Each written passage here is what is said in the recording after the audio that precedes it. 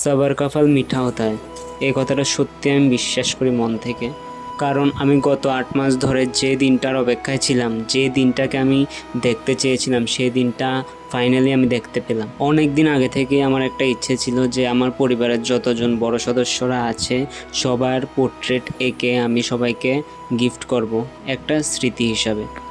আর যখনই আমি সবার পোর্ট্রেটগুলো আঁকা শুরু করলাম, তখন সেই ছোটবেলায় সবার সাথে কাটানো মুহূর্তগুলো চোখের সামনে ভেসে উঠছিল। দুষ্টামি করতাম, বকা খেতাম, আবার আদর করে কাছেও টেনে নিত।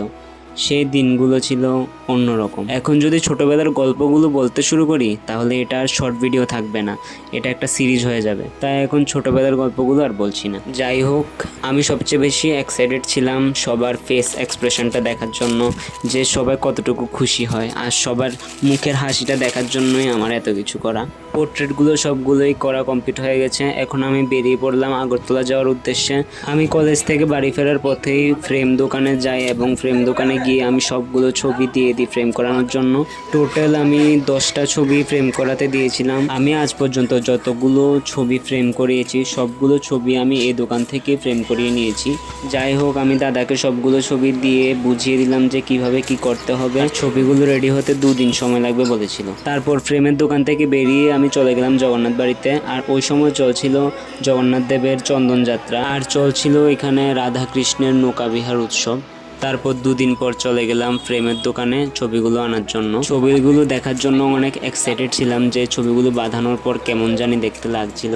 যাই হোক, শেষ পর্যন্ত দোকানে গেলাম এবং গিয়ে সবগুলো ছবি যখন একসাথে দেখলাম, সত্যি আমার বলার ভাষা নেই যে কি বলবো। আমার এত খুশি লাগলো, সত্যি এতগুলো মাসের ধৈর্যের ফল যে এভাবে এত সুন্দরভাবে পাবো সেটা আমি আশা করিনি। এই 8 মাসের মধ্যে আমার 2টো সেমিস্টারের এক্সামও হয়ে গেল। কলেজের কাজের ফাঁকে ফাঁকে, এছাড়া অন্যান্য কাজের ফাঁকে ফাঁকে আমি ধৈর্য নিয়ে এই কাজগুলো, এই পোর্ট্রেটগুলো কমপ্লিট করতে পারলাম, সেটা আমার জন্য অনেক বড়। যাই হোক, এতদিনের পর ছবিগুলো বাঁধানো কমপ্লিট হয়ে গেল।